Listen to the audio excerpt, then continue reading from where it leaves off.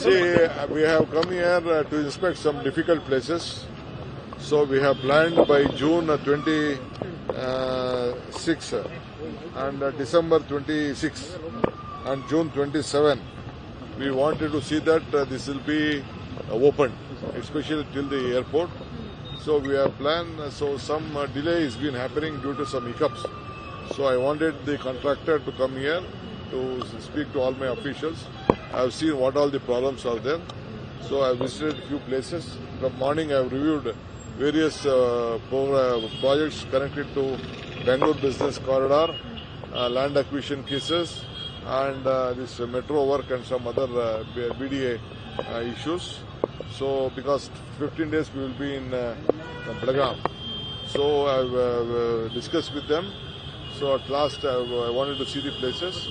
So my MD of BMRCL has assured me that he will be keep on line, and about 30 stations are here. We are investing about 15,000 crores for this project. It is 58 kilometers starting from Silk Road to the airport. I think one thing Tushar Girinath, my UD secretary, is suggesting that we will open 5-6 days. Whenever the station is ready, we will open it. So we'll look at it because we'll have to go on the safety norms. We will see that as early as possible. We will complete this work. So what is being delayed? How do you look at this? Some option to land acquisition. As far as the Bangalore Business Corridor, we have given 5 options to them. This is the best options which we have given, which is more viable in the history of India. We have given them commercial place also along the road. 35 meters place which we have kept it, we are giving to them only in their own land.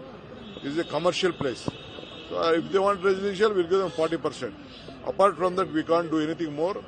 We have given the better rate. If they doesn't accept, we are going to deposit the amount which we have already taken from the WUDCO. We will deposit and we will take it forward. No point of time I will stop the Bangalore Business Corridor.